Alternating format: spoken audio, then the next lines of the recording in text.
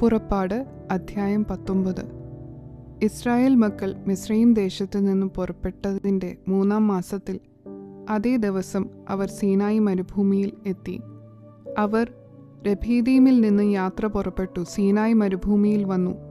മരുഭൂമിയിൽ പാളയമിറങ്ങി. അവിടെ പർവ്വതത്തിന് എതിരെ ഇസ്രായേൽ പാളയമിറങ്ങി. മോശ ദൈവത്തിൻ്റെ അടുക്കൽ കയറി ചെന്നു. യഹോവ പർവ്വതത്തിൽ നിന്നും അവനോട് വിളിച്ച് കൽപ്പിച്ചത്, നീ യാക്കോബ് ഗൃഹത്തോട് പറയുകയും ഇസ്രായേൽ മക്കളോട് അറിയിക്കുകയും ചെയ്യേണ്ടതെന്തെന്നാൽ, ഞാൻ മിസ്രയീമ്യരോട് ചെയ്തതും നിങ്ങളെ കഴുകന്മാരുടെ ചിറകിന്മേൽ വഹിച്ച് എൻ്റെ അടുക്കൽ വരുത്തിയതും നിങ്ങൾ കണ്ടുവല്ലോ. ആകയാൽ നിങ്ങൾ എൻ്റെ വാക്ക് കേട്ട് അനുസരിക്കുകയും എൻ്റെ നിയമം പ്രമാണിക്കുകയും ചെയ്താൽ നിങ്ങൾ എനിക്ക് സകല ജാതികളിലും വെച്ച് പ്രത്യേക സമ്പത്തായിരിക്കും. ഭൂമിയൊക്കെയും എനിക്കുള്ളതല്ലോ. നിങ്ങൾ എനിക്ക് ഒരു പുരോഹിത രാജത്വവും വിശുദ്ധ ജനവും ആകും. ഇവ നീ ഇസ്രായേൽ മക്കളോട് പറയേണ്ടുന്ന വചനങ്ങൾ ആകുന്നു. മോശ വന്ന് ജനത്തിൻ്റെ മൂപ്പന്മാരെ വിളിച്ചു. യഹോവ തന്നോട് കൽപ്പിച്ച ഈ വചനങ്ങളൊക്കെയും അവരെ പറഞ്ഞു കേൾപ്പിച്ചു. യഹോവ കൽപ്പിച്ചതൊക്കെയും ഞങ്ങൾ ചെയ്യും എന്ന് ജനം ഉത്തരം പറഞ്ഞു. മോശ ജനത്തിൻ്റെ വാക്ക് യഹോവയുടെ സന്നിധിയിൽ ബോധിപ്പിച്ചു. യഹോവ മോശയോട്, ഞാൻ നിന്നോട് സംസാരിക്കുമ്പോൾ ജനം കേൾക്കേണ്ടതിനും നിന്നെ എന്നേക്കും വിശ്വസിക്കേണ്ടതിനും ഞാൻ ഇതാ മേഘതമസിൽ നിന്റെ അടുക്കൽ വരുന്നു എന്നരുളി ചെയ്തു. ജനത്തിൻ്റെ വാക്ക് മോശ യഹോവയോട് ബോധിപ്പിച്ചു. യഹോവ പിന്നെയും മോശയോട് കൽപ്പിച്ചത്, നീ ജനത്തിൻ്റെ അടുക്കൽ ചെന്ന് ഇന്നും നാളെയും അവരെ ശുദ്ധീകരിക്ക. അവർ വസ്ത്രം അലക്കി 3-ാം ദിവസത്തേക്ക് ഒരുങ്ങിയിരിക്കട്ടെ. 3-ാം ദിവസം യഹോവ സകല ജനവും കാൺകെ സീനായി പർവ്വതത്തിൽ ഇറങ്ങും. ജനം പർവ്വതത്തിൽ കയറാതെയും അതിൻ്റെ അടിവാരം തൊടാതെയും ഇരുപ്പാൻ സൂക്ഷിക്കണം എന്ന് പറഞ്ഞു. നീ അവർക്കായി ചുറ്റും അതിർത്തിരിക്കണം. പർവ്വതം തൊടുന്നവൻ എല്ലാം മരണശിക്ഷ അനുഭവിക്കണം.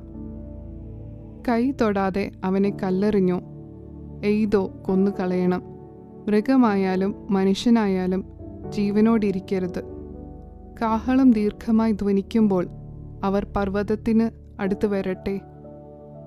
മോശ പർവ്വതത്തിൽ നിന്നും ജനത്തിൻ്റെ അടുക്കൽ ഇറങ്ങിച്ചെന്ന് ജനത്തെ ശുദ്ധീകരിച്ചു.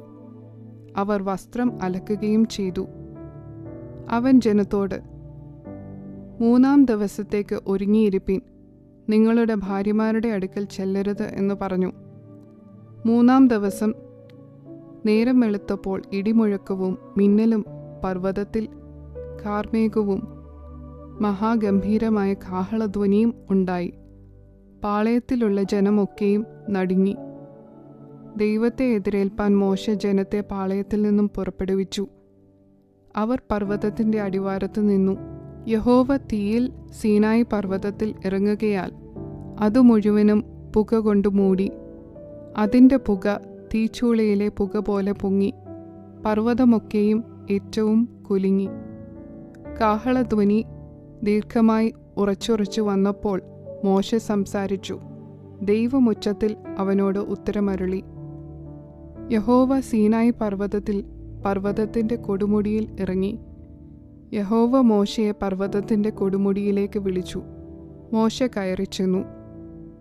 യഹോവ മോശയോട് കൽപ്പിച്ചതെന്തെന്നാൽ, ജനം നോക്കേണ്ടതിന് യഹോവയുടെ അടുക്കൽ കടന്നു വന്നിട്ട് അവരിൽ പലരും നശിച്ചു പോകാതിരിപ്പാൻ നീ ഇറങ്ങിച്ചെന്ന് അവരോട് അമർച്ചയായി കൽപ്പിക്ക.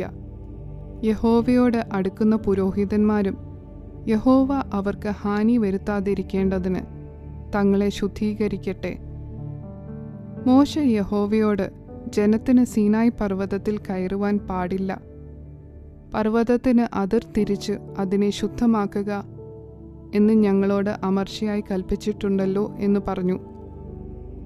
യഹോവ അവനോട്, ഇറങ്ങിപ്പോക, നീ അഹരോനുമായി കയറി വരിക. എന്നാൽ പുരോഹിതന്മാരും ജനവും യഹോവ അവർക്ക് നാശം വരുത്താതിരിക്കേണ്ടതിന് അവൻ്റെ അടുക്കൽ കയറുവാൻ അതിർ കടക്കരുത്. അങ്ങനെ മോശ ജനത്തിൻ്റെ അടുക്കൽ ഇറങ്ങിച്ചെന്ന് അവരോട് പറഞ്ഞു.